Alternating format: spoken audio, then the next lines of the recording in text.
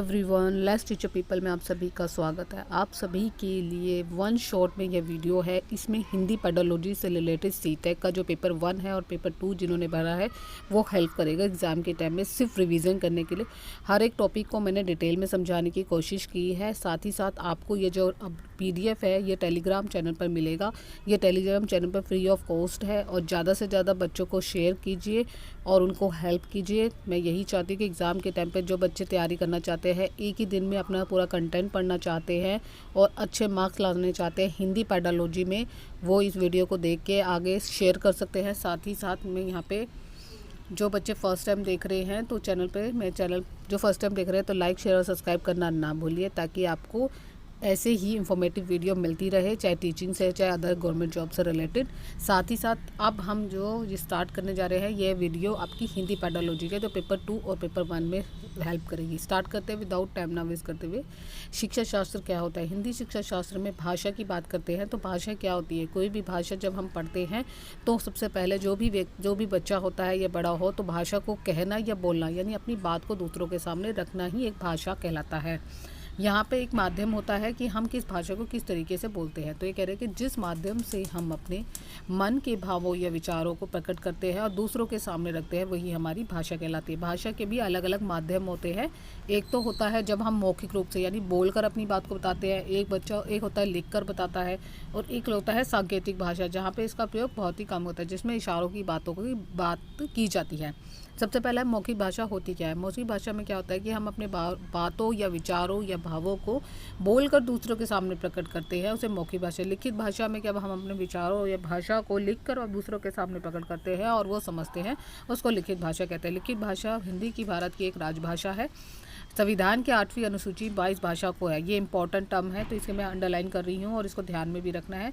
इसमें 22 भाषा को स्वीकृति दी गई है और इस स्वीकृति में कौन कौन सी भाषा है तो इसको आपको ध्यान में रखना है।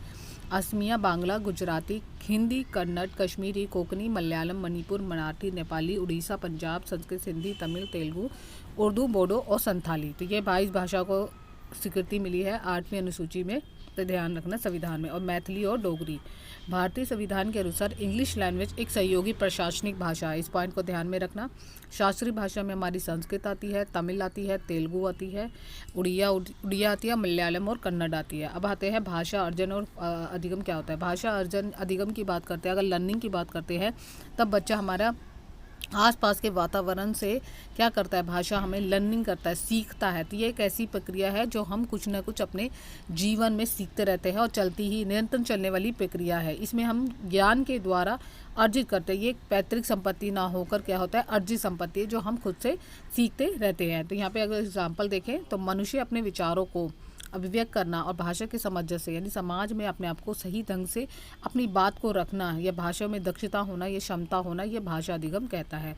भाषा अधिगम का तात्पर्य है सीखना है। किसी भी प्रकार से अधिगम को जीवन पर्यंत चलने वाली प्रक्रिया है। भाषा अधिगम में नियम और व्याकरण का प्रयोग किया जाता है। एक पर्टिकुलर हमें बच्चा जो होता है जो स्कूल में जाता है, एक प्रॉपर तरीके से डेस्क में बैठता है और भाषा को सही ढंग से सही नियम से सीखता है, उसको हम अधिगम कहते हैं।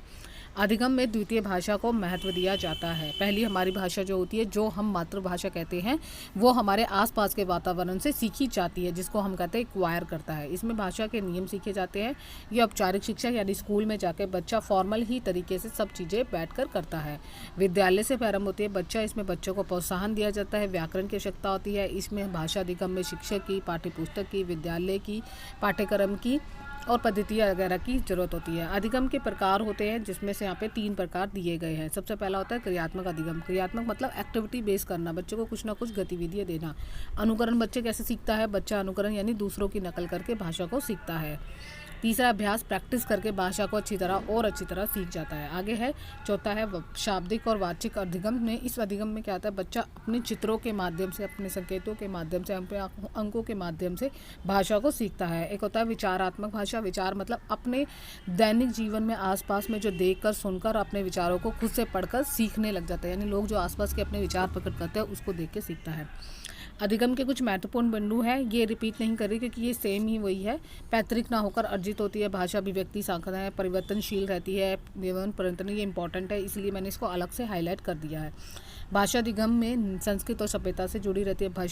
बच्चे का भाषा विकास संयुक्त परिवार से से भी होता है। भाषा सीखने के उचित वातावरण की आवश्यकता होती है। ठीक है, अब हम पढ़ेंगे। इसमें सीखते सीखते हम कुछ ना कुछ त्रुटियां करते हैं, तो उसको भी दूर करने के लिए भाषा हमारी महत्व करती है, हमें आवश्यकता पड़ती है। अर्जुन क्या होता है, जो हम आसपास में सीखी गई भाषा को ग्रहण करते हैं, यानी आपका जो इन्वायरमेंट है, ये वातावरण है, उसमें हम क्या क्या सीख रहे हैं। यानी कहने का अभिप्राय है कि भाषा अर्जन सीखी हुई भाषा को ग्रहण करने की प्रक्रिया और उसे समझने की क्षमता अर्जित करना, हमारे दैनिक जीवन में प्रयोग करना या अर्जन करना भाषा कहलाता है। भाषा अर्जन कहलाता है। अर्जन में बच्चा अपने आसपास के वातावरण, परिवार, पड़ोस, भाषा को सीखता है। वह दूसरों के अनुकरण और नकल करके भी भाषा सीखता है। वह एक प्राकृतिक प्रक्रिया होती है, नेचुरल प्रोसेस होता है। इस प्रकार से इसमें हम कहते हैं मातृभाषा या क्षेत्रीय भाषा कहा जाता है। इसमें कुछ महत्वपूर्ण गुण है। भाषा अर्जन की प्रक्रिया सहज और स्वाभाविक होती है। व्याकरण के नियम की आवश्यकता नहीं होती। जो हम सीख रहे हैं वातावरण से, हम सीख बोल देते हैं। अगर हम वातावरण में हमें इंग्लिश लैंग्वेज सीख रहे हैं, तो ज़्यादातर हम इंग्लिश लैंग्वेज को सीखते हैं। सर्वाधिक महत्व परिवार और समाज होता है। इसमें महत्वपूर्ण मुद्दा ये प्राकृतिक नहीं होती, अवचेतन होती है कि अचानक सीखने वाली। हमें इंटरेस्ट होना चाहिए किसी भी भाषा। हमें आसपास के वातावरण, लोगों से सीख सकते हैं। ये क्षेत्रीय भाषा, मातृभाषा, इसमें बोलना और समझना सीखता है। इसमें प्रथम भाषा के रूप में भी जाना जाता है। भाषा अर्जन में किताब या व्याकरण की आवश्यकता नहीं होती। ठीक है, यही नियम आपको अधिगम में क्या होता था, इसमें भाषा अर्ज किया। ठीक है, ये पॉइंट्स है, ये आपको अलग से ये जो और भी पॉइंट्स है, ये मैं आपको पीडीएफ में दे दूंगी, तो आप वहाँ से पढ़ लेना। सिर्फ मैं आपको समझा रही हूँ।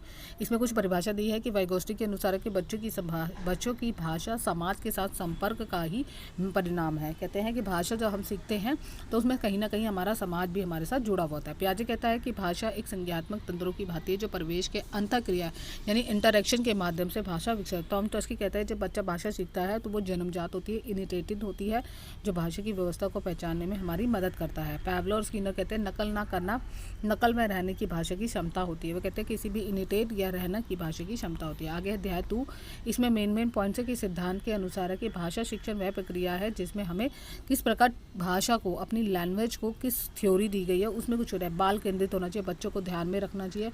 बालक को सेंटर में रख के उसके स्वभाव, उसकी क्षमता, उसकी रुचि, उसका इंटरेस्ट होना जरूरी है।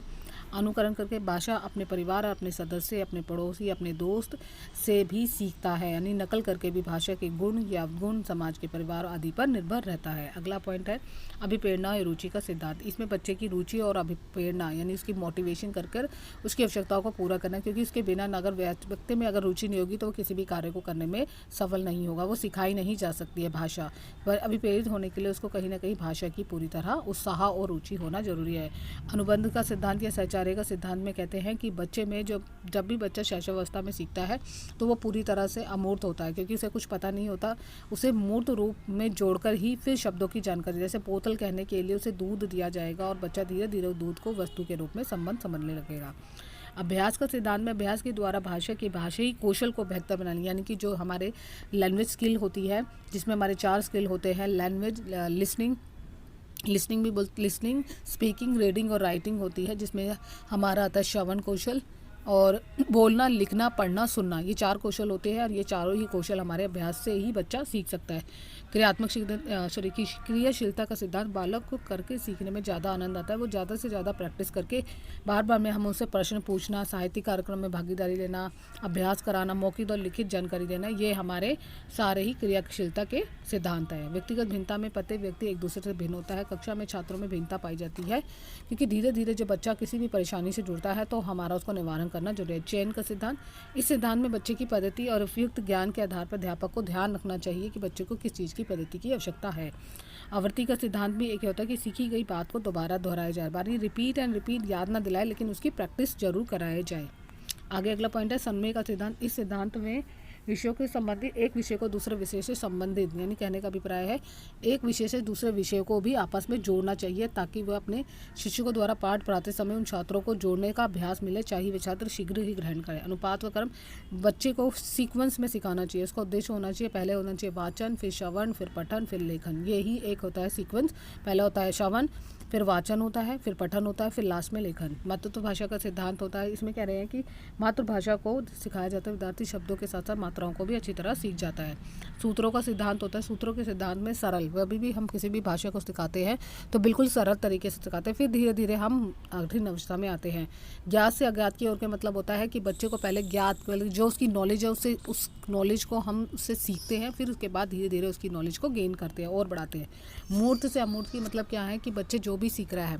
जैसे बच्चा तो अनजान है, उसने जो सीखा वो सामने है वो चीज़। जैसे मान लो बुक से पढ़ रहा है तो बुक से हमने एक होता है कॉन्क्रीट मतलब होता है या अपूर्व मतलब होता है कि जो चीज़ हमारे सामने है उससे सीखी गई है। अब हम उसे क्या करना है, बच्चे को जो चीज़ हमारे सामने नहीं है इमेजिन कर सकता है, कंसेप्ट को बना सकता है, धारणा को बना सकता है, तो उस चीज़ में अमूर्त रूप से हो सकता है। विशिष्ट से सामान्य की ओर का मतलब होता है कि बच्चे को बहुत ही स्पेसिफिक चीज़ों को समझाना, फिर उसको समझने गया। स्थूल से होता है कि छोटी छोटी चीज़ों को बताना, फिर उसको डिटेल में बताना। आगमन विधि होती है पहले उदाहरण देना, फिर उसको एग्जाम्पल बनाना।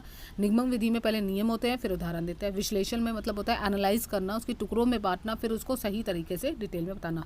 अनिश्चित से निश्चित की ओर क्या मतलब होता है कि बच्चे को कोई भी चीज़ अगर सिखा रहे हैं तो एक सही पर्टिकुलर जगह में दिखना चाहिए, निश्चित होना चाहिए ये चीज़ सिखा ही रहे हैं।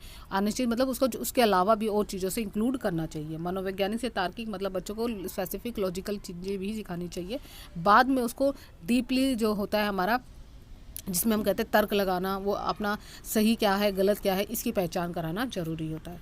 आगे देखिए, बोलने और सीखने की भाषा में बोलने और सीखने के कार्य होते हैं। भाषा के कार्य आपको पता ही है, सामाजिकता के संबंध होना चाहिए। सामाजिकता का मतलब यह होता है कि समाज में व्यक्ति रह रहा है तो उसमें तालमेल किस तरीके से बिठा सके। व्यक्ति निर्माण में सहायक होना चाहिए। इसका मतलब है कि व्यक्ति को आपस में अभिव्यक्ति अपनी बात रखने की जिम्मेदारी होनी चाहिए।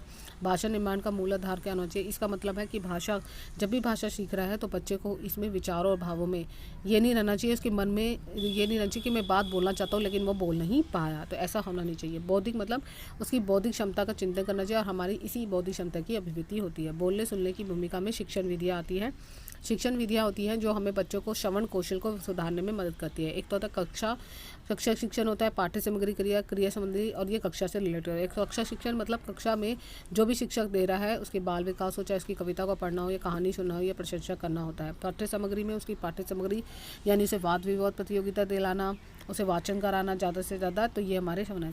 कक्षेतर गतिविधि में कक्षा में अलग अलग तरीके के कार्यक्रम से बच्चों को सजग और सचेत करना। शब्द भंडार का मतलब होता है इसके सुनने और बोलने की शब्दकोश में वृद्धि करते जाना, बार बार उसके माध्यम में कुछ ना कुछ वोकैब जो होती है उसकी डेली रिवाइज करना। शुद्ध उच्चारण करना, शुद्ध एक स्वाभाविक उच्चारण है क्योंकि इसमें बच्चा शुद्ध उच्चारण करेगा, शुद्ध लिखेगा, शुद्ध पढ़ेगा और शुद्ध ही ध्यान देगा। दूसरों के अभिव्यक्ति को ग्रहण करने का मतलब है जो भी बात बोली जा रही है दूसरे व्यक्ति के विचारों को और समझकर ग्रहण करने की आवश्यकता होती है। ठीक है, आगे कह रहे हैं भाषा बोलने की क्षमता में क्या होता है, बच्चों को झिझक नहीं होना चाहिए, बच्चों में भाषा प्रभाव की क्षमता होनी चाहिए, बच्चों में किसी प्रकार की हेजिटेशन नहीं होनी चाहिए, बच्चों में कोई भी बात बोल रहा है वो निपुण तरीके से बोले, सही ढंग से, बच्चों में एक सीक्वेंस तरीके से भाषा को बोलने की ललायकता होनी चाहिए। आगे है भाषा निगम। व्याकरण में क्या होता है, व्याकरण में शास्त्र है जिसमें बच्चा भाषा को शुद्ध बोलना, शुद्ध लिखना, शुद्ध पढ़ना सीखता है। हमें व्याकरण की आवश्यकता कब होती है, जब बच्चा अपनी पूरी तरह से मातृभाषा में सीखा हुआ है, स्कूल में जाता है, फॉर्मल तरीके से बैठना, व्याकरण के नियम सिखाना, उस तरीके से हम भाषा को शुद्ध रूप से लिखना बोलना समझना। इसमें होता है औपचारिक और अनौपचारिक। किसी भी व्याकरण पुस्तक की होती है इसमें विविध तरीके से क्रमबद्ध तरीके से बोध और उसके भेदों को सीखता है। औपचारिक मतलब भाषा का नकल कर करके बच्चों को उसके व्यवहार में परिवर्तन लाना, व्याकरण में उसके व्यवहार में परिवर्तन लाना। इसका उद्देश्य क्या होता है, इसमें ध्वनियों और ध्वनियों जो शब्द योजना है उसकी शक्ति है, उसकी वर्तनी को शुद्ध करना, उसमें भाषा में अर्थ को सही समझ से समझना, नवीन भाषा में सीखने की क्षमता होनी चाहिए, प्राकृतिक गठन और व्यवहारिक ज्ञान होना चाहिए, चारों कौशल सुनने के विकसित होने चाहिए इस व्याकरण में। अगला है शिक्षण विधि। निगमन विधि में क्या होता है, इसमें नियम सिखाए जाते हैं, फिर दोबारा उदाहरण बताए। इसमें बच्चों को सबसे पहले नियम के बारे में बताकर फिर उदाहरण के लिए समझाया जाता है। आगमन विधि में क्या होता है, इसका उल्टा होता है, इसमें पहले उदाहरण समझाए जाते हैं फिर नियम, यानी शिक्षक इसमें पहले उदाहरण देगा फिर उसमें नियम समझाएगा। खेल विधि में क्या होता है, खेल के माध्यम से सिखाना। प्रत्यक्ष विधि, उसी प्रत्यक्ष विधि यानी ग्रामर ट्रांसलेटर मतलब छोटी छोटी चीज़ों को ग्राम ट्रांसलेट कर करके बताते हैं। जैसे हिंदी में भी शब्द कुछ ऐसे होते हैं जिसका अर्थ नहीं पता तो उसका भी अर्थ बताने की आवश्यकता होती है। संवाद विधि में संवाद कर करके सिखाते हैं। गिरलन गार्डन में भी बच्चों को रोचक तरीके क्रिएटिविटी तरीके से सिखाना बहुत जरूरी है। प्रश्न में बार बार में क्यूरियोसिटी होती है बच्चों की पूछने की, उनके प्रश्न को सॉल्व करना। लर्निंग बाय डूइंग में करके सिखाना। भाषा सतर्क विधि इंपॉर्टेंट है। एक व्याकरण शिक्षण विधि में रचनाओं के माध्यम से व्याकरण यानी उसके भाषा में व्याकरण को प्राथमिकता देना और प्राथमिक कक्षा में ये बहुत ज़्यादा काम आती है। सूक्ष्म शिक्षण विधि में कौशल को एक ही समय में एक ही कौशल को सिखाना। मेटा संज्ञान का मतलब होता है मेटा स्मृति, यानी हमारी जो शक्ति होती है, जो हमारी सोचने समझने की शक्ति होती है, उसका वर्गीकरण करना, उसको क्लासिफिकेशन करना, सही ढंग से सही सूचना को सही तरीके से प्रयोग करने का मतलब है। मन मानचित्रण क्या होता है, किसी भी सूचनाओं को संज्ञान में चित्र के द्वारा खोजबीन करना, यानी एक तरीके से मैपिंग करना, रास्ता बनाना। ट्रांसलेटिंग मीटिंग क्या होती है, ट्रांसलैंग्वेजिंग मीटिंग क्या होती है, जब हम परंपरागत तरीके से यानी पुराने तरीकों से छोड़कर नए तरीकों को अपनाना, उसको हम नई पद्धति अपनाते हैं उसको हम कहते हैं। पोर्टफोलियो क्या होता है, एक प्रकार की एक फाइल होती है जिसमें बच्चे की सारी अवधि और कमों को ध्यान संग्रहित किया जाता है। बच्चे की उपलब्धि क्या है, बच्चों की कमियाँ क्या है, बच्चों की प्रगति क्या है, उनकी जानकारी हासिल करके बच्चों के व्यक्तिगत, व्यवहारिक, शैक्षिक, साहसिक, सांस्कृतिक, सामाजिक पोर्टफोलियो में बनाया जाता है। इसमें मूल्यांकन आसानी से हो सकता है। स्किमिंग मतलब होता है चीज़ों को, पाठ्यक्रम को तेज़ी से पढ़ना, यानी हेडलाइन होती है जो मोटी मोटी न्यूज़ पेपर की, उसको पढ़ना। स्कैनिंग क्या होता है, जो विशेष प्रकार की जानकारी प्राप्त करना, वाक्यों को जल्दी जल्दी पढ़ना, जल्दी से पार करना, यानी कुछ विशेष स्पेसिफिक जो आपके कॉलम होते हैं उसको पढ़ना। सूचना प्रगति में क्या होता है, आईसीटी इंपॉर्टेंट है। ऐसी सामग्री जो सूचनाओं को संचित करते प्रसारित करती है, जैसे रेडियो हो गया, टेलीविज़न हो गया, कंप्यूटर हो गया, इंटरनेट हो गया, इसके माध्यम से शिक्षार्थी नई नई चीज़ों को सीखता है। रूबिक्स होता है, ये ऐसा उपकरण होता है जिसमें शिक्षक जो है वह लिखित रूप से कार्य देता है। कोई भी लिखित कार्य दे सकता है, प्रैक्टिकल प्रोजेक्ट दे सकता है, परियोजना दे सकता है, दत्त कार्य दे सकता है, आंकलन आदि किया जाता है। स्वयं की उपाद विधि का मतलब क्या होता है, बोली जाने वाली या लिखी जाने वाली, निर्माण के माध्यम से सीखी जाने वाली, क्योंकि इसमें शिक्षार्थी के परिणाम और ध्यान में रखने की आवश्यकता की संभावना है। ये भाषा संबंधी विचार है। डिसलेक्सिया पढ़ने से संबंधित है। डिस्ग्राफिया लेखन से संबंधित, जिसमें हाथ और हथेली की कमी के कारण होता है। डिसकैल्कुलिया गणित से संबंधित होता है। डिसमोफिया इस भ्रमण वाली स्थिति होती है। डिसफेसिया बोलने से संबंधित विकार होता है। डिसप्लेक्सिया शारीरिक सोशल से विकार से होता है। डिस्थेमिया हीमिया तनाव से संबंधित है। ADHD होता है, अटेंशन डिफिशिएंसी हाइपर डिसऑर्डर, ऐसी होती है जिसमें मानसिक रूप से बच्चा एक ही चीज़ पर अच्छी तरह ध्यान केंद्रित करने। ऑटिज्म होता है मस्तिष्क पर अंतर के कारण ना होने वाले विकार। आंखों में कम संपर्क होता है, प्रतिक्रिया कम करता है, देखभाल करने वालों में उदासीनता रहती है। SRW बहुत इंपॉर्टेंट है, इसको ध्यान से समझिए। इसमें 2 टर्म होती है, एक घनात्मक कौशल होता है, एक उत्पादक कौशल होता है। अर्थ ग्रहण करता है, इसमें 2 होते हैं, एक श्रवण कौशल यानी सुनना, एक वाचन कौशल होता है पढ़ना। इसमें समझना होता है मौखिक और लिखित, ठीक है। ये निष्क्रिय भाव होता है, ये सक्रिय भाव। हमें चारों कौशल को एक साथ लेकर ही सीखना चाहिए। भाषा हमारे जीवन के अति महत्वपूर्ण है। श्रवण कौशल में इंपॉर्टेंट है, इसे घनात्मक है। जन्म के बाद सुनने के बाद ध्वनियों में उनके ज्ञान का आधार बनती है। श्रवण कौशल में कहानी, श्रोता, भाषण, प्रश्नोत्तर, कविता, वाचन होता है। श्रवण कौशल अन्य भाषा के कौशल को विकसित करने का प्रमुख आधार होता है। इससे ध्वनियों के सूक्ष्म अंतर को पहचानने की क्षमता विकसित होती है। इसका उद्देश्य क्या होता है, छात्रों में भाषा के प्रति रुचि होनी चाहिए, भली भांति समझना है, सुनना होना चाहिए। विद्यार्थी में मौलिकता, मानसिकता, बौद्धिकता और विधि करना चाहिए। ग्रहण की मन स्थिति को बनाए रखना चाहिए। शिक्षण विधि स्वर से, यानी जोर जोर से पढ़ना, प्रश्नोत्तर करना, कहानी करना, भाषण करना। भाषण मतलब होता है सही ढंग से, सही तरीके से प्रशिक्षण करके उसका भाषण।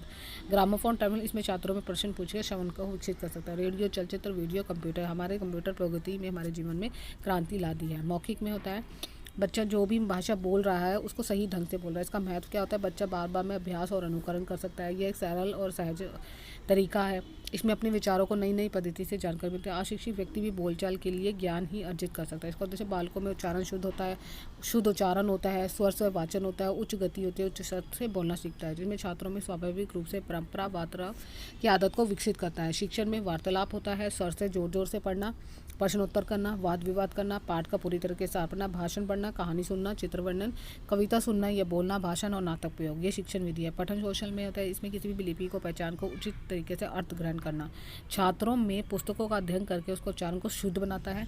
पठन कौशल से छात्रों में व्याकरण ज्ञान में विधि होती है, इसमें प्रयोजन करने का महत्व होता है। बालकों को स्वर के आरोह अवरोह, यहाँ कहाँ रुकना है, कहाँ जाना है, ये हमें पढ़ना कर सिखाता है। भाषा में सही उचित शब्दों को कहाँ लगाना है वो सिखाता है। पठन कौशल में हमें कहाँ अक्षर को पढ़ना है, कहाँ छोड़ना है, कहाँ ध्वनि लगानी है, कहाँ बल लगाना है, कहाँ निगमन विधि का सरसर करना है। पठन कौशल में वर्णबोध विधि इम्पॉर्टेंट है। ध्वनि साम्य विधि, समारोह, यानी कि कह रहे हैं वर्णों को सही ढंग से लगाना, वर्णबोध को शुद्ध करना, अक्षरों और शब्दों का सही उच्चारण करके पढ़ाया जा सके। अर्थ ग्रहण करना, देखो और कहो विधि, इसमें बच्चों को चित्र बनाकर अलग अलग शब्दों का ज्ञान कराया जाता है। यहाँ पर हमें नकल करके बच्चों का उच्चारण करता है। वाक्य में वाक्यांशों को बोलता है। कहानी में छोटी छोटी कहानियों या वाक्यों के बारे में चार्ट या चित्रों के माध्यम से प्रस्तुत करता है। अनुकरण विधि में बच्चा एक एक शब्दों को दोहराता है फिर अनुकरण करता है। संपर्क विधि, जिसमें छोटी क्लासेस में सबसे ज़्यादा सिखाया जाता है। संपर्क विधि में मोंटेसरी विधि होती है, इसमें बच्चों को चित्र या खिलौने आदि वस्तु की पहचान करके वर्ण और शब्दों की पहचान करता है। लेखन विधि में भाषा शिक्षण प्रतिक्रिया को उनके बच्चों में दक्षता निपुणता प्रदान करने के लिए लेखन में छात्रों को सुपाठ्य लेख लिख सकता है।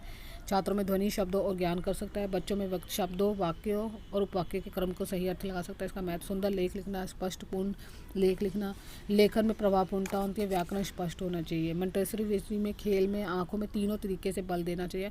रूपरेखनीय अनुकरण विधि में, इस विधि में चौक या पेंसिल के द्वारा बिंदुओं को हाईलाइट किया जाता है और छात्र उसमें निशान लगाते हैं। सुलेख विधि भी होती है, इसमें लेखन अभ्यास होता है, सुंदर लिखावट जरूरी है, शुतलेख डिक्टेशन वगैरह लेना, सुनकर बोलना बच्चे सुनते हैं, इससे श्रवण कौशल विकसित होता है। एक भाषी विविधता की कक्षा का उसमें बहुभाषिकता क्या होती है? दो या दो से अधिक भाषाओं को सहजता रूप से बोलना और सीखना बहुभाषी कहलाती है। बहुभाषिकता में भारतीय अस्मिता का अभिन्न अंग है। भारत एक बहुभाषी देश है। इसमें त्रिभाषीय तत्व को कार्यान्वित करने के लिए कई नियमों की बजाय बहुभाषिकता को बनाए रखना है। बहुभाषिकता संज्ञानात्मक विकास और शैक्षिक संपत्ति के बीच सकारात्मक जुड़ाव है। बहुभाषिकता का गुण बच्चों में रचनात्मकता का विकास करने में सहायक होता है। बहुभाषिकता में कक्षा की चुनौती क्या होती है? बालकों में क्षेत्रीय भाषा का प्रभाव। जब बालक एक क्लास में जाता है तो उसमें अंतर होता है। जो शिक्षण प्रक्रिया है उसको बाधित करने छात्रों को क्षेत्रीय भाषा का प्रभाव पड़ता है। बालकों को संप्रेषण कौशल में विकसित। छात्रों में संप्रेषण कौशल के विकास के लिए भाषा शिक्षण निरंतर होना चाहिए। बालकों में भाषाई कौशल का विकास होना चाहिए। सुनना, बोलना, पढ़ना, लिखने के नियम पता होने चाहिए। छात्रों में रुचि और प्रयोग में समस्या होती है। समाधान क्या है? बहुभाषिक शिक्षा को मातृभाषा के अवसर प्रदान करना। प्राथमिक स्तर में बहुभाषा में विद्यालय देकर शिक्षण अधिगम प्रक्रिया को सरल और सहज बनाए जाए। बहुभाषिक कक्षा में शिक्षण प्रक्रिया जितनी भी टीचिंग होती है उसमें हम बच्चों को समृद्ध परिवेश दिया, अच्छा परिवेश दिया। त्रिभाषाई सूत्र को, यानी तीन भाषा मतलब ये एक फर्स्ट लैंग्वेज, एक सेकंड लैंग्वेज और थर्ड लैंग्वेज का माहौल देना चाहिए। मूल्यांकन क्या होता है? मूल्यांकन एक ऐसी प्रक्रिया होती है जिसमें बच्चे को अपनी भाषा को संप्रेषण को दोनों तरीके से। मूल्यांकन शिक्षण में के दौरान ग्रहण किए जाने वाले ज्ञान को होता है। अध्यापक मूल्यांकन का निर्धारण बच्चों के लिए खुद करता है। मूल्यांकन प्रक्रिया के दौरान शिक्षा और विद्यार्थी को बुद्धि लभ्यता करने। इसका उद्देश्य क्या होना चाहिए? इसका उद्देश्य यह होना चाहिए कि बच्चे में भाषाई कौशल को सीखने में दक्ष होना चाहिए, बार बार में आकलन करना चाहिए, अध्यापन और अधिगम में प्रभावशाली होना चाहिए, रचनात्मक और सृजनात्मक विकास होना चाहिए। विद्यार्थी में मूल्यांकन करते समय आने वाली कठिनाइयों को दूर करना है। इसमें होता है लिखित, मौखिक, प्रयोगात्मक और निरीक्षण। मौखिक मतलब होता है जहाँ बोलकर बच्चों को सिखाया जाता है। प्रगति मतलब प्रैक्टिस करके। निरीक्षण मतलब बार बार में गतिविधियाँ देना और उसका ऑब्जर्वेशन करके उसको संचय करना। संचय अभिलेख में विद्यार्थी की गतिविधियों को जांचना। घटना वृत्तांत में विद्यार्थियों द्वारा विद्यालय में होने वाले संबंधी कार्यक्रम के आधार पर मूल्यांकन करना। रेटिंग स्केल में बच्चों के कोई भी पंक्ति ले लो, कोई कविता ले लो और उसके आधार पर उसमें निर्णय देना बहुत इंपॉर्टेंट है। निदात्मक और उच्चारण। निदात्मक यानी डायग्नोस्टिक बोलते हैं, जहाँ पे बच्चों को पहचान या पता लगाया जा सकता है। उसके बाद इसका उपचार किया जाता है। ठीक लगाना यानी कोई भी गलती कर रहा है उसको सुधार करना। शिक्षण विधियों में कठिन से कठिन कार्य को दूर करना। विद्यार्थियों के ज्ञान परक अशुद्धि को दूर करना। अनुचित भाषा को आदतों को दूर करना। सतत और व्यापक मूल्यांकन में सतत का मतलब होता है बच्चों को सीखने में कहाँ कहाँ कमी आ रही है, इसके आधार पर सुधार करना। इसके साथ ही ये पता लगाना कि बच्चों को सीखने में कहाँ कमी आ रही है। व्यापक मतलब सर्वांगी प्रगति की जानकारी प्राप्त करना। प्रशिक्षण में दो होते हैं, एक व्यक्तिगत, मानवकृत, एक आत्मनिश्चित। एक समय में एक ही व्यक्ति का अध्ययन करना। मानवकृत प्रशिक्षण में आता है शिक्षार्थी व वैज्ञानिक मनुष्यज्ञों की सहायता से किए जाते हैं। प्रशिक्षण के व्यक्तिगत निर्णय के आधार पर वस्तुनिष्ठ में व्यक्ति प्रश्न को अलग अलग तरीके से देता है, फिर अंक देता है। निपुणता में बच्चों को किसी भी काम के लिए उपलब्धि मापन करना। आगे देखिए, स्टीफन क्रश ने द्वितीय सिद्धांत दिया था। ये छोट कर मैं समझा रही हूँ क्योंकि मैं बता चुकी हूँ। सबसे पहला है अधिगम और सीखने की क्षमता। इसमें बच्चा जो भी भाषा सीख रहा है वो आसानी से सीख रहा है। जो सेकंड लैंग्वेज है उसके ऊपर टारगेट किया गया है कि उसको कवायर कर रहा है नहीं कर रहा, उसके बारे में होता है। सेकंड पॉइंट इसमें पढ़ लेना क्योंकि इसमें मैंने पॉइंट्स बना दिए हैं, आगे मैं डिटेल। मॉनिटर मतलब अब उसको जैसे उसने भाषा सीखी है, उस भाषा में उसको एक ऐसा टीचर ऐसा मॉनिटर करिए कि जो भाषा सीख रहा है वो ठीक ढंग से सीख रहा है या नहीं सीखा है। ठीक है। थर्ड में होता है प्राकृतिक नेचुरल तरीके से बच्चों को अगर किसी भी चीज़ के नेचुरल तरीके से, यानी उसे जल्दी से सौंपा ना जाके, वो नेचुरल तरीके से भाषा को सीख रहा है। इनपुट हाइपोथेसिस में क्या होता है कि बच्चा जो भी भाषा सीख रहा है वो गोदगम्य है ही नहीं है, यानी भाषा में उसका जो, अगर हम कहें कि भाषा में उसने जो भी भाषा सीखी है उसका लेवल, उसकी लेवल को, जैसे मान लो पर्टिकुलर भाषा में कोई भी शब्द भाषा सीखी है, कोई टॉपिक समझना है तो उसके लेवल को अप करने के लिए इसका उपयोग होता है। प्रभावी पिटल मतलब होता है बच्चे ने जो भी भाषा सीखी है या सीखी गई है, सेकेंड लैंग्वेज कोई भी सीखी है, उसको इफेक्टिव, इमोशनल या मोटिव करना, खुद से मोटिव करना, एक इमोशनल तरीके से एक रुचि के इंटरेस्ट लेते हुए करना। ये तो ये 5 इंपॉर्टेंट है। जीन पियाजे ने कहा कि जो भाषा होती है वो ईगो सेंट्रलिज्म होती है, उसको सेंटर में, खुद को सेंटर में रखकर ही भाषा को सीखना आसान तरीके से सीखी जा सकती है। पियाजे ने कहा पहले विचार आती है फिर भाषा आती है।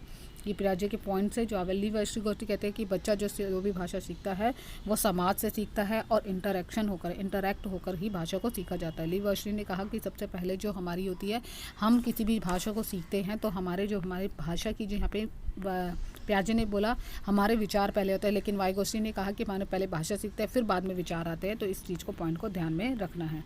अगला कह रहे हैं कि वाइगोस्टी ने एक 3 स्पीच भी दी थी। प्राइवेट स्पीच तो निजी स्पीच होती है कि बच्चा खुद से बार बार भाषा को सीखता है।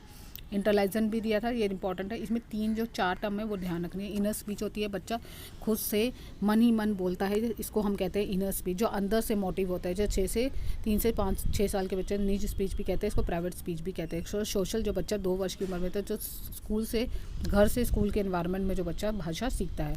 आंतरिक मौन होता है, साइलेंट इनर स्पीच होता है, जो बच्चा मन मन में ही बोलता है। अंतः वाक्य के द्वारा ही बच्चा खुद से बातचीत करना होता है। सामाजिक में बच्चा शेष सारी बातचीत अपने समाज में रहकर सीखता है। जैसे छोटे बच्चे स्वयं समाज रूप से सचित रूप से तंत्रित रहते हैं। और कॉम्प्लेक्स मतलब धीरे धीरे वो चीज़ों को सीखना शुरू कर देते हैं। आंतरिक मौन रूप में बच्चा मन ही मन दोबारा चीज़ों को पढ़ता है। नोम चॉम्स्की कहते हैं कि बच्चा जो सीखता है वो अपने अंदर एक डिवाइस होता है, उस डिवाइस के थ्रू, इसको कहते हैं इनेटिव एबिलिटी रिक्वायर लैंग्वेज। यानी कहने का अभिप्राय है कि बच्चा जब भी भाषा को सीखता है तो जन्मजात प्रवृत्ति से सीखता है। बच्चे में एक ऐसा तंत्र होता है जो उसके दिमाग में उसकी दूसरी भाषा को सीखने के नियम बनाने में सहायता करता है, जिसको कहते हैं लैंग्वेज एक्विजिशन डिवाइस। इसका मानना है कि भाषा को सीखने के लिए हमें किसी भी संज्ञा, सर्वनाम या क्रिया को बोलते हैं, वैसे ही इंग्लिश में नाउन प्रनाउन बोली जाती है। इसको हम व्याकरण की दृष्टि से सार्वभौमिक भी कहते हैं। 5 साल का बच्चा जो ज़्यादा से सक्रिय रहता है और उस भाषा को सीखने में ज़्यादा महत्वपूर्ण होता है। उन्होंने कहा एलईडी की सहायता से हम एक भाषा को दूसरी भाषा में सीखने में, या ट्रांसफॉर्मेशन या generative grammar, transformation generative grammar मतलब क्या है कि बच्चा जो है इंग्लिश टू, यानी कि ट्रांसफॉर्म मतलब इंग्लिश को, जैसे हिंदी को हिंदी में सीखना, इंग्लिश को इंग्लिश की भाषा में सीखना, उसको ट्रांसलेट करना यानी उसको बदलना, ये उनका एक डिवाइस होता है। वेजलिज्म ने कहा कि अलग अलग भाषा को हम एक तरीके से लिंग्विस्टिक मतलब से सीख सकते हैं। मतलब कहने का अभिप्राय है कि भाषा को सीखने के लिए उन्हें एक कुछ विचार और भाषा की तुलना में कुछ दूसरी सरल तरीके से सीख सकते हैं। इसमें कुछ विधियाँ हैं। हिंदी के लिए कुछ टैग वर्ड्स हैं जो मैंने अभी आपको बताया है। भाषा के प्रयोग के अवसर देना, विविधता ये देना, प्रेम समृद्धि, भाषा विविधता या समृद्धि, संज्ञानात्मक सीखने में विधि होना या फिर आकलन होना या पोर्टफोलियो, जैसे अर्थ को समझना, मौलिक विचारों की अभिव्यक्ति, व्यापक कठिन सहज समाज से जुड़ना।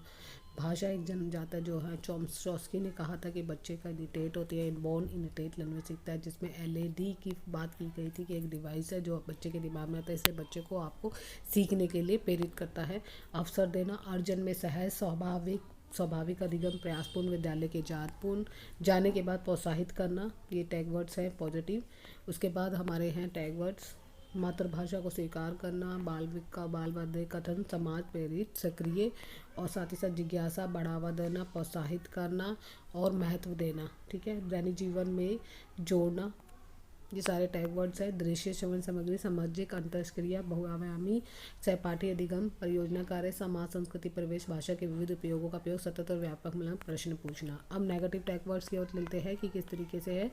सुंदर लेखन, जहाँ पे आ जाए लिखावट, आ जाए काव्य भाषा, याद करना, कंठस्थ करना, स्मरण करना, वैज्ञानिक शब्दावली, पाठ्य पुस्तक पर बल देना, बाधा जटिलता, केवल मात्र ही भी मानक पर बल देना, बच्चों की मातृभाषा को अस्वीकार करना, निष्क्रिय और अभ्यास।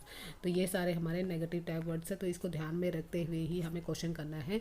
अब क्वेश्चन की तरफ ले जाती हूँ कि क्वेश्चन कैसे करने हैं सॉल्व। ठीक है, यहाँ पे हमारे जो पैसेज है वो भी सॉल्व करूँगी, इसके साथ ही साथ जो हमारा कविता से आया है वो भी क्वेश्चन कुछ, और इससे हिंदी पैडोलॉजी के क्वेश्चन सॉल्व करते हैं। ठीक है, अब हमारे पास ये एक पैसेज दिया गया है, यानी कि एक गद्यांश दिया गया है जिसमें से प्रश्न पूछे गए हैं, और हमें क्या करना है, इस पैसेज को पूरा नहीं पढ़ना है। बहुत ही ईजी तरीका बताऊंगी, 15 में से 15 ही आएंगे आपके। थोड़ी बहुत ग्रामर के बारे में भी बता दूंगी इसी वीडियो में। मैं सारा कुछ थोड़ा बहुत आपको डिटेल में समझा रही था कि आप एक ही वीडियो में सब कुछ करें। सबसे पहले मनुष्य का भाग्य कैसे बनता है। देखिए, पहला क्वेश्चन में बोला उन्होंने भाग्य पूछा गया कि मनुष्य का भाग्य कैसे बनता है, तो क्वेश्चन पढ़ना है आपको। ठीक है, सिंपल तरीके से क्वेश्चन पढ़ना है। अब क्वेश्चन को आपने पढ़ लिया, मनुष्य का भाग्य कैसे बनता है। उसके बाद दूसरा क्वेश्चन कह रहे हैं कि आलसी व्यक्ति अपनी असफलता का दोष किसे देता है। आलसी व्यक्ति अपनी असफलता का दोष किसे देता है। ये 2 प्रश्न दिए गए हैं, तो इसको ध्यान में से पढ़ना है। अब 2 क्वेश्चन को ध्यान में रखना है कि पहला क्वेश्चन पूछा कि भाग्य हमारा कैसे बनता है, तो यहाँ पे बोला परिश्रम व्यक्ति को असफल हो जाने के पश्चात नहीं होता, उसके मन में इतना संतोष तो अवश्य होता है कि उसमें इतनी सामर्थ्य थी कि अपने उतना ही प्रयत्न करे, फल देना ना देना तो ईश्वर के प्रति अधीन है, मानी ईश्वर के प्रति पूरी तरह से निछावर है। मानव का कर्तव्य केवल कार्य करना है। इतना विपरीत आलसी व्यक्ति किसी भी कार्य की असफलता का दोष भाग्य को देते हैं। किसको देते हैं, भाग्य को। अब उन्होंने बोला आलसी व्यक्ति अपनी असफलता का दोष किसे देते हैं, भाग्य को। तो राइट आंसर आपको यहाँ पे सीधा ही मिल गया। मनुष्य को भाग्य कैसे बनाता है, अभी इसका आंसर हमें नहीं मिला है। क्यों, मनुष्य भाग्य का कैसे बनाता है, भाग्य को कैसे बनाता है, इसका आंसर अभी हमें नहीं मिला है। आगे देखिए, अब वो कह रहे प्रश्न क्या है, अब भाग्य क्या है। किसी ने सच ही कहा है कि मनुष्य का भाग्य भी परिश्रम से बनता है। मनुष्य का भाग्य किससे बनता है? परिश्रम से, यानी मेहनत करने से। तो यहाँ पे परिश्रम करने से राइट आंसर। देखो दोनों आंसर कितने इजीली मिल गए। अब तीसरा बोल रहा है प्रकृति किसको सम्मान करती है। अब आगे वहीं से पढ़ते हैं जहाँ से हमने छोड़ा। यदि कोई व्यक्ति ये सोचकर बैठ जाए कि भाग्य में अमुक वस्तु नहीं है, मतलब कुछ सोचने समझने की शक्ति ही नहीं है, तो उसके लिए कुछ भी कार्य करे, परिश्रम करे, परंतु वह वस्तु उसे प्राप्त नहीं होगी। अब प्रकृति भी भाग्य के बल से नहीं अपितु व्यक्ति के पुरुषार्थ के बल से ही झुकती है। तो यहाँ पे पूछा प्रकृति किसके सम्मान पे झुकती है? पुरुषार्थ के बल पर। तीसरा आंसर आपको राइट मिल गया। बहुत इजीली तरीके से मैं आपको समझाने की कोशिश कर रही हूँ। और यहाँ पे अगला प्रश्न पूछिए। अगला कह रहे हैं किस व्यक्ति को असफल हो जाने पर पश्चाताप नहीं होता? किसको नहीं होता? पुरुषार्थ को बोली थी यहाँ पे। तो यहाँ पे ऊपर ही सबसे ऊपर आपको दिया गया था आंसर, मैं फिर पढ़ देती हूँ। आलसी जो व्यक्ति होते हैं वह असफलता पर पूरी तरह दोष को भाग्य लगाते हैं। यहाँ पे पढ़ा था हमने, उससे पहले हमने पढ़ा था परिश्रमी व्यक्ति को असफल हो जाने पर पछतावा नहीं होता। किसको होता है? परिश्रमी व्यक्ति को। तो इसका राइट आंसर आपको परिश्रमी व्यक्ति है, यहाँ पे दिया गया है। ठीक है, किसी भी लक्ष्य की प्राप्ति के लिए किया गया श्रम है। किसी भी लक्ष्य की प्राप्ति के लिए किया गया, किसी भी लक्ष्य की प्राप्ति के लिए किसी भी लक्ष्य की, यहाँ पे पढ़ लेती हूँ मैं आंसर आपको बताती हूँ, यहीं मिला है। हमने यहाँ से छोड़ा था कि उसका आंसर मिलता है भारतीय संस्कृति में कहा जाने वाला तप भी परिश्रम का ही पर्याय है। किसी भी लक्ष्य की प्राप्ति के लिए किया गया श्रम ही तप है। क्या है? तप। तो इसका राइट आंसर इज तप।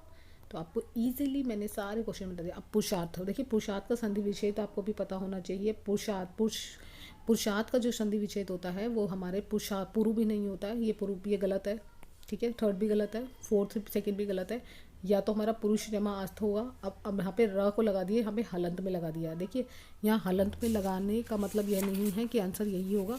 हलंत में अगर हम संधि विच्छेद करें, देखिए पूर्व पे ऊपर की मात्रा आती है जब हमारा हलंत लगता है, लेकिन यहाँ पे र भी है।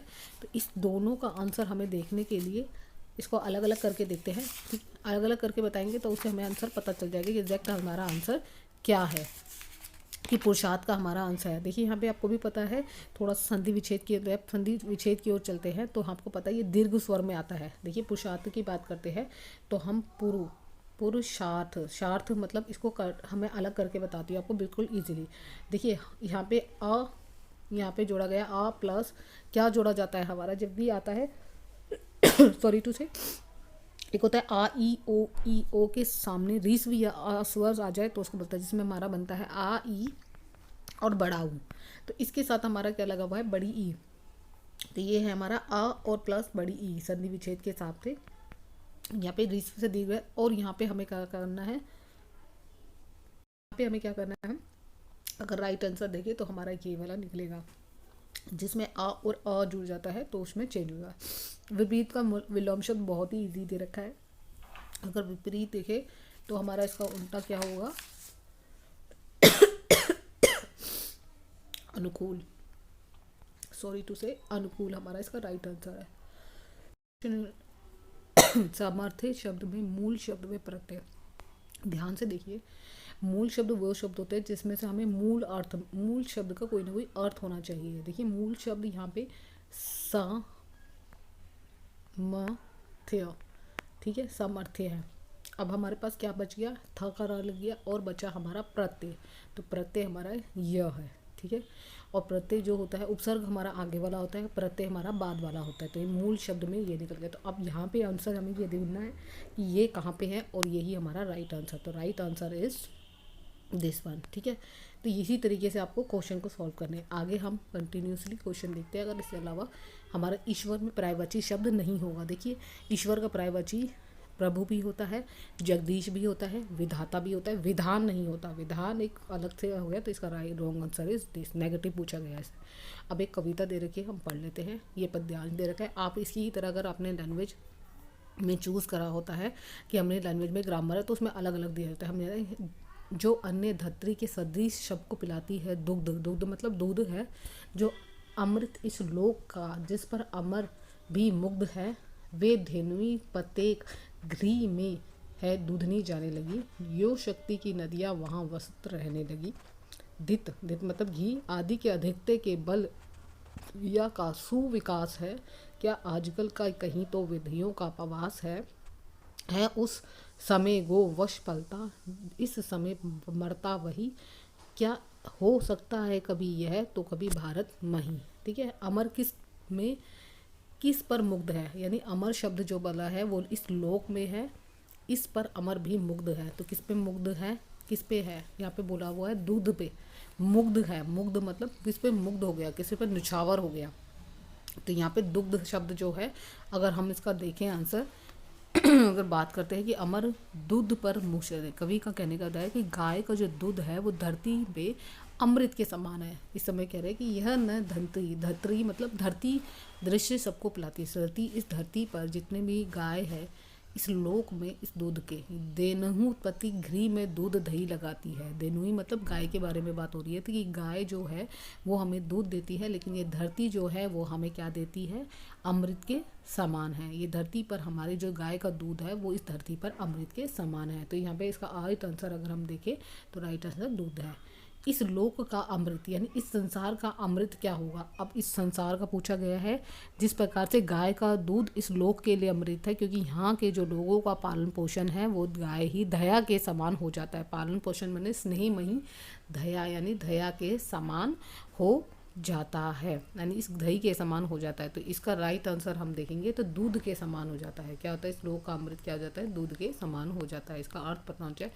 धात्री शब्द का अर्थ देने वाली, धारण करने वाली या पालन करने वाली। तो यहाँ पे अगर धात्री शब्द का अर्थ लेंगे तो ये धात्री हमें, जो गाय हमें धारण करती है, जो ये धरती हमें धारण करती है, सेवा नहीं करती। सेवा तो हम गाय की करते हैं, पालन भी हम किसी चीज़ की करते हैं, देते हम कुछ ना कुछ है। तो इसका राइट आंसर है कि जो गाय है वो धेनु है, और धेनु को हम धात्री कहा जाता है। मैंने जो आपको स्टार्टिंग में भी बताया था इसका अर्थ धेनु, धेनु लिखा ना, धेनु ही मतलब घी, घृ मतलब घर, धेनु मतलब जिस गाय में दूध ही, दूही मतलब दही। ठीक है, आगे कह रहे हैं किसकी नदियाँ सर्वत्र रहने लगी है। देखिए 103 में उन्होंने क्या बोला है कि किसकी नदियाँ सर्वत्र रहने लगी है। सर्वत्र मतलब सारी जगह लहराने लगी है, क्योंकि कवि के अनुसार कहने का है कि गाय का जो दूध है वो सारे भारतीय, जितने भी भारतीय वो शक्तिशाली होने लगे हैं। अब यहाँ पे गाय का दूध पीकर वो कह रहे हैं सर्वत्र शक्ति सर्वत्र रहने लगी, धित आदि के दत्ते बल विय का सुकास, यानी कि इस संसार में जितने भी व्यक्ति है जो दूध पीते हैं उनकी जो शक्ति है वो और भी ज़्यादा बढ़ गई है। तो यहाँ पे किस चीज़ से पीने से बढ़ गई है, यहाँ पे फोर्थ आंसर है शक्ति बढ़ गई है। क्या बढ़ गई है, ददिया सर्वत्र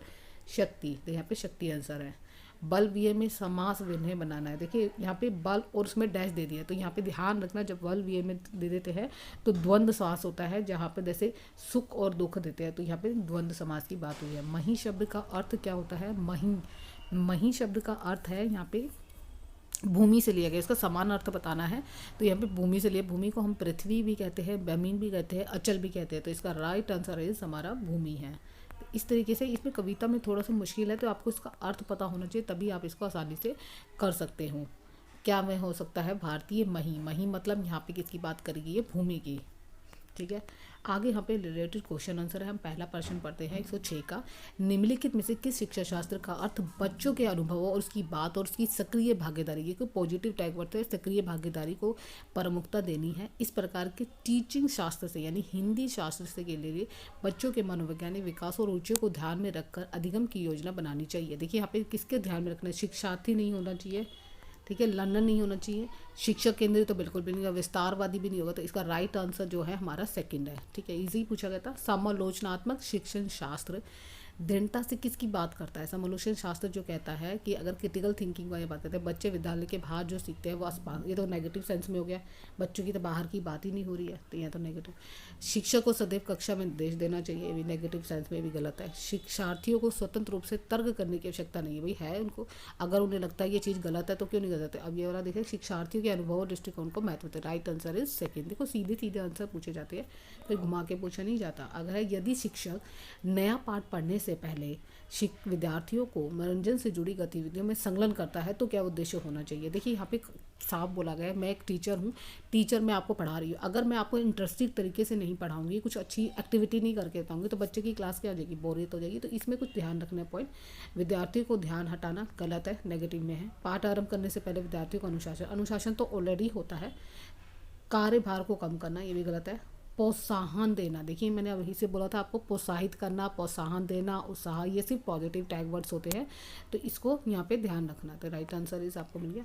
मनुष्य अनुभव के माध्यम से भाषा ठीक उसी प्रकार से सीखता है जिस तरीके से अन्य कौशल सीखता है। यानी मनुष्य में भाषा सिखा रही हूँ और भी कौशल सीखता है, जैसे है ना ये किस विचारक के सिद्धांत की ओर करता है? देखिए, मनुष्य के अनुभवों के माध्यम से भाषा उसी प्रकार सीखता है जैसे अन्य कौशल सीखता है। देखिए यहाँ पे चॉम्स्की ने तो इनिनेटिव सिद्धांत के बारे में बताया गया है, ठीक है। अगर हम और की बात करें, और पियाजे ने बोला था कि जो हमारी भाषा होती है वो कम्युनिटी होती है जिसमें विचार और आते हैं। वाइगोस्टी ने समाज से रिलेटेड है। तो कहीं ना कहीं हमें लगता है कि ये स्किनर ने कहा है। स्किनर ने कहा था कि बच्चा अपने परिवार, आसपास और अपने वातावरण के जो प्राकृतिक सीमा है उसमें रहकर बच्चा भाषा को सीखता है। तो क्रिया प्रसूत का सिद्धांत दिया था। तो इसका राइट आंसर इज हमारा जो है स्किनर है। देखिए, ऐसे भी क्वेश्चन आपसे पूछे जा सकते हैं, तो इसके लिए क्वेश्चन का तरीका आपको समझना है अगर आपको सब में नॉलेज होगी तो, ठीक है। आगे देखें इसे क्वेश्चन से रिलेटेड। आगे कह रहे हैं रचनावादी कक्षा में शिक्षार्थी किस प्रकार से कार्य करते हैं। अब रचनावादी यानी क्रिएटिविटी क्लास है, उसमें बच्चे क्या करते हैं, अंतर्क्रिया करते हैं तथा कक्षा में आवाज़ें करते हैं, कॉपियों में अपनी विकल्प लिखते हैं। केवल वाला नेगेटिव सेंटेंस में तो ये तो हो नहीं सकता। किसी भी तरह की अंतर्क्रिया नहीं करते, ये भी गलत है, नेगेटिव है। अपनी कॉपियों में विकल्प लिखते हैं। विकल्प मतलब ऑप्शन लिखते हैं, सिर्फ खाली ऑप्शन लिख दिया, जो आंसर है वो लिखते हैं। या कह रहे हैं कि अपने अंतर्क्रिया, यही आपस में बातचीत करते हैं, जिसमें हमने बोला था कि वाइगोस्टी ने कि बच्चा आपस में इंटरेक्शन करे और कक्षा में आवाज़ें करे, तो उससे इंटरेक्शन करके आवाज़ें तो होगी। तो राइट आंसर इज निम्नलिखित में से कौन सा भाषा शिक्षण के सिद्धांत है। देखिए यहाँ पे सिद्धांत नेगेटिव सेंटेंस में है, तो नेगेटिव में पूछना है कि भाषा शिक्षण के सिद्धांत के रूप में नहीं लिया जा सकता। चयन और श्रेणियों में बांटना, चयन अलग अलग डिस्ट्रीब्यूट करना, क्या ये लिया जा सकता है ना। आगे कह रहे हैं विशिष्ट रूप से पठन कौशल पर बल देना। देखिए ये हर स्पेसिफिक चीज़ के बारे में बात हो रही है।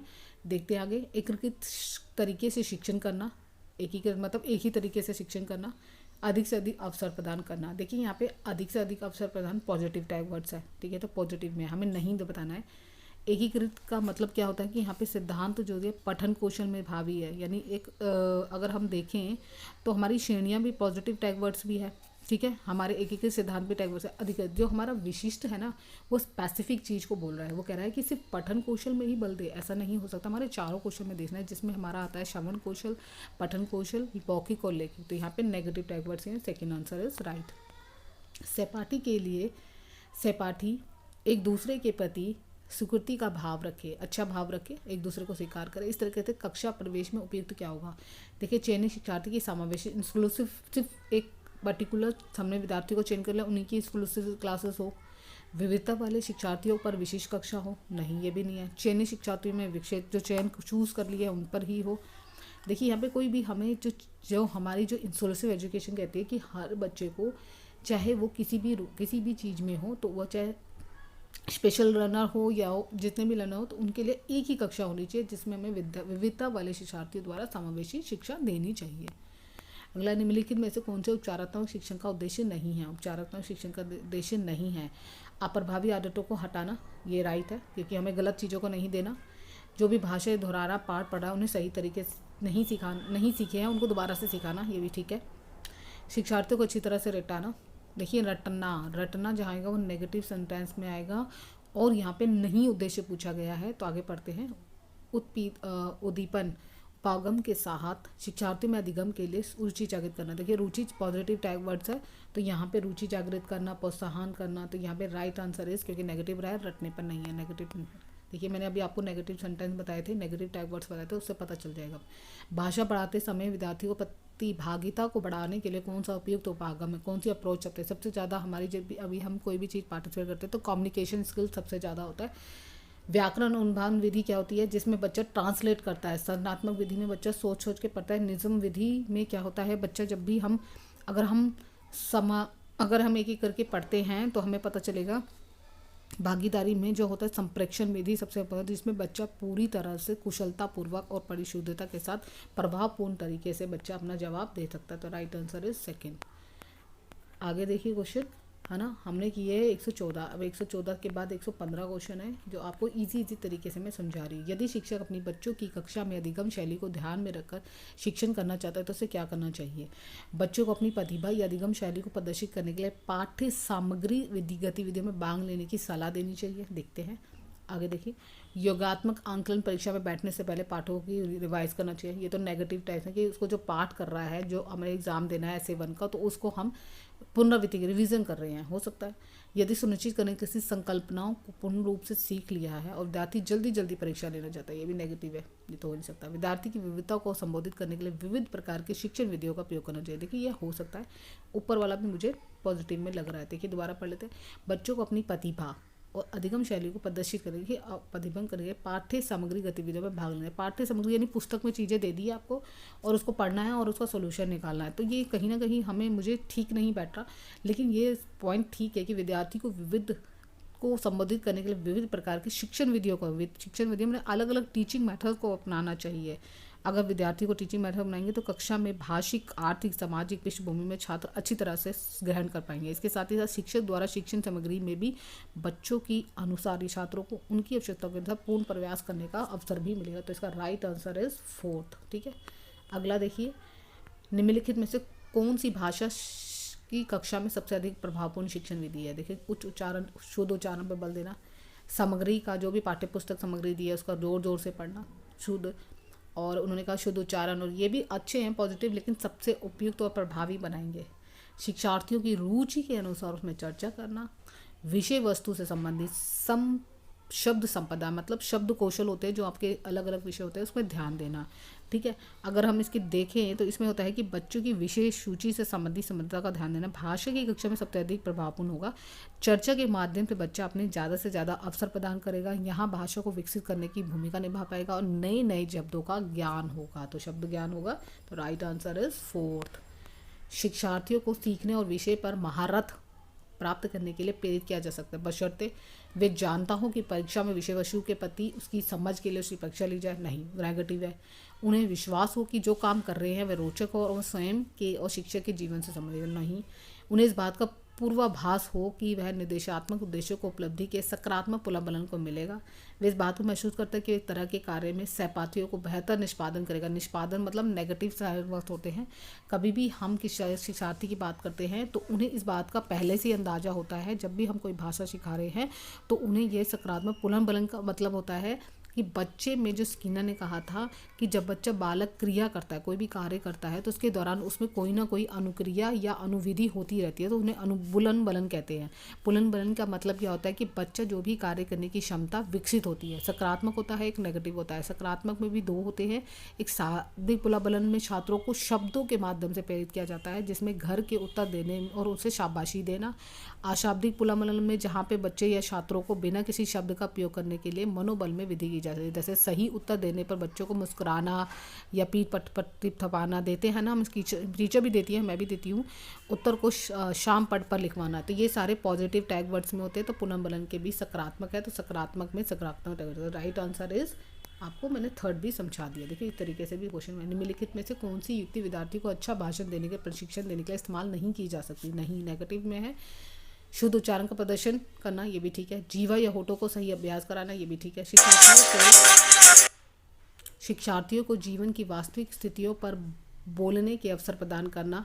देखिए, शिक्षार्थियों को उसके वास्तविक जीवन से, देखिए वास्तविक जीवन का मतलब है कि शिक्षार्थियों को 1 मिनट के लिए बोलने का अवसर देना, 1 मिनट का बोलने का अवसर देना, ताकि आप उसकी त्रुटियों का निदान कर सकें। यानी कि कहने का अभिप्राय है कि भाषा, जब भी बच्चा बोलेगा, भाषण देगा, तो उसके लिए अच्छे भिन्न भिन्न चीज़ें होनी चाहिए। प्रशिक्षण नहीं दिया जा सकता बच्चे को, वो स्वयं ही कुछ अपने अनुभव के आधार पर चीज़ें करे, वो अपने जागरूक जीवन से। तो यहाँ पे राइट आंसर है 3rd के नेगेटिव में। भाषा कौशल के उप कौशल क्या होते हैं? देखिए, भाषा कौशल में आपको पता है LRSW, ये 4 कौशल होते हैं, आपको भी पता है। इन चारों कौशल में 2 कौशल जो होते हैं उप कौशल बताने हैं। तो उसमें पढ़ना और लिखना जो होता है वो भाषा कौशल के प्रधान होते हैं। बोलना और सुनना हमारे प्रधान कौशल है, ध्यान से सुन लेना। बोलना मतलब हमारा स्पीकिंग, और हमारा जो होता है सुनना मतलब लिसनिंग। तो ये दोनों हमारे प्रधान कौशल होते हैं। ये इंपॉर्टेंट है क्वेश्चन, तो इसको ध्यान में रखिए। कौशल होते हैं, और जो हमारा 2 उप कौशल जो होते हैं वो उप कौशल होते हैं जो उच्चारण से संबंधित होते हैं, जिन्हें प्रधान भी कहा जाता है। उसमें हमारा लिखित रूप में भी आता है, जो मैंने अभी बताया, पढ़ना और लिखना। ठीक है, इस चीज़ को ध्यान। बोधगम्य निवेश का आपको पता ही है। विचार सर्वप्रथम किसने दिया था? स्टीफन क्रश ने दिया था, जो मैंने आपको समझाया था। तो राइट आंसर है। तो सीधे सीधे आपके क्वेश्चन पूछे गए हैं इस पार्ट में। आज की वीडियो में इतना ही। मैंने आपको डिटेल में सारी एक एक चीज़ समझा दी है, किस तरीके से क्वेश्चन पूछे जाते हैं, कैसे टैग वर्ड्स का यूज़ किया जाना चाहिए, हमें कौन कौन से टैग वर्ड्स का उपयोग करना चाहिए, और मैंने आपको पूरा इस वीडियो में अप टू डेट समझा चुकी हूँ। अगले मिलते हैं अगले टॉपिक के साथ। Bye bye, take care, thank you so much.